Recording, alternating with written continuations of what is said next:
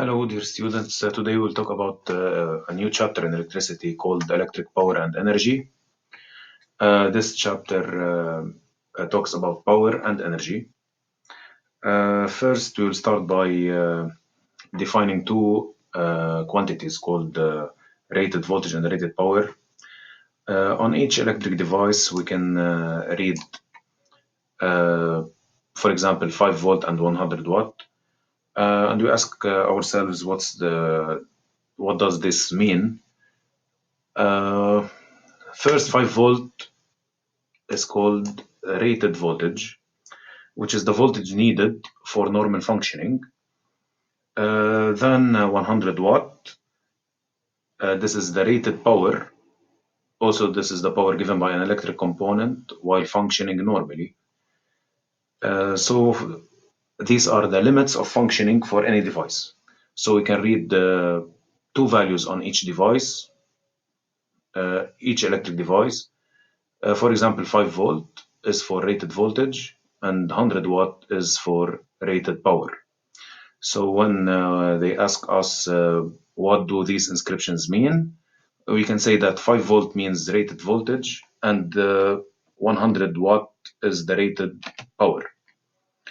Then I will start by calculating the power and energy as we see the title of the chapter.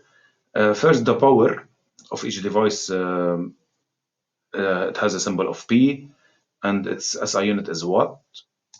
Energy, it has a symbol E and the SI unit is joules. And also we'll use the time here. So the SI unit of time is seconds. For a conversion for a unit, each 1 kilowatt, it has a value of 1000 watt. So when we convert from kilowatt to watt, we multiply by 1000. Anyway, to calculate the power, if we have the energy, power is equal energy over time. This is the formula. Power equal energy over time. The energy is in joules, power is in watt, time is in seconds. These three quantities can have other units. Energy can be in kilowatt hour, power in kilowatt, and the time is in hour.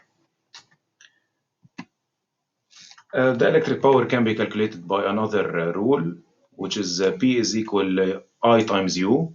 I is the electric current in ampere and U is the voltage in volts. So the power will be in watt. Also, if we have a resistance in the circuit, a resistor, we can calculate also the power by using the rule I squared times R. I is still in ampere, R is in ohm, the SI unit of resistance is ohm. Or also if we have in the given the voltage and the resistance, you can calculate the power by using P equal U square over R. So you have three options or three choices to calculate the power. But for the energy, we can calculate the energy by multiplying power times time. The last thing in this chapter is we will talk about something called Joule's effect. Joule's effect is any electric component that liberates heat energy. We talk about Joule's effect. So any electric appliance releasing heat, we said that it has Joule's effect. Joule's effect has advantages or disadvantage. The advantage of Joule's effect is liberation of heat in an appliance that is supposed to give heat, like in an electric radiator or in an iron or hair dryer. You use heat, and this is useful usage of heat, so this is an advantage. But for a disadvantage of Joule's effect, when the liberation of heat in an appliance that are not supposed to give heat, like when you use a PC or laptop, the release of heat is not useful, so it's a disadvantage in this case.